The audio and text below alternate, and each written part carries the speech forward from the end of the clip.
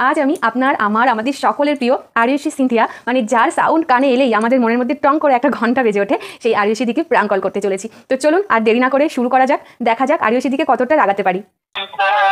The person you are calling is not answering. Please. Hello hello. হ্যাঁ, Arushi madam আছেন? না, কে বলুন? আমি ওনার সাথে একটু দরকার ছিল, আমার ইম্পর্ট্যান্ট।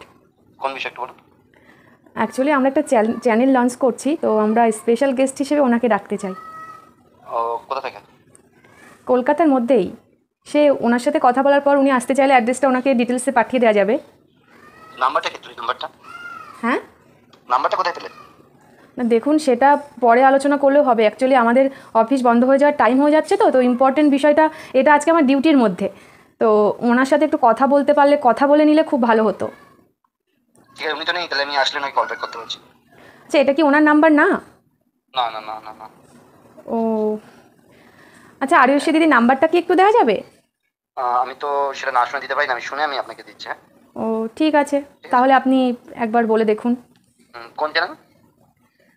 দেখুন, আমি আরুষিদির সাথে একটু কথা বলে নিতে চাই, তারপর বিষয়টা আমরা পাবলিক করব। ঠিক আছে। হ্যালো।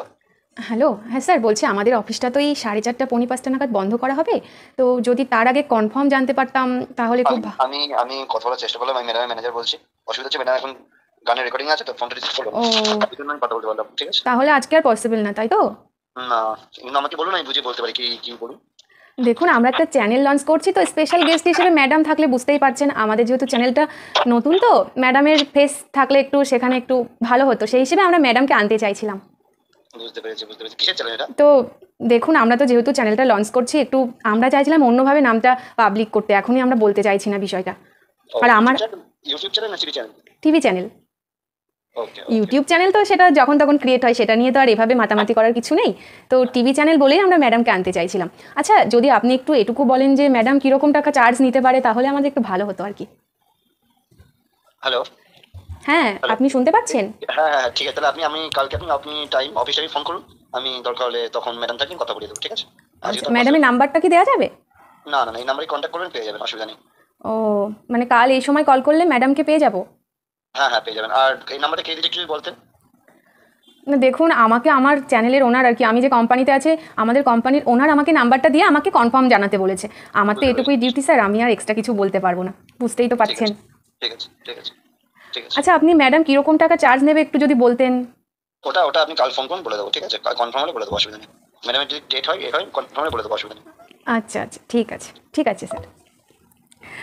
ও মাই গড, চেষ্টা করবো, আমি জানি না পাবো কিনা আদেও। আমি কালকে যখন কথা হবে, কখন কি অবস্থায় কোথায় থাকবো সেটা আমি নিজেও জানি না, তার জন্যে আজকের ভিডিওটা আমি এখানে স্টপ করছি। আগামীকাল যদি আমি কিছু ভয়েস অ্যাড করতে পারি তো করে দেবো, আর না হলে এই পর্যন্তই, টাটা। সরি, আরুষিদির সাথে কথা হলো না তার জন্যে।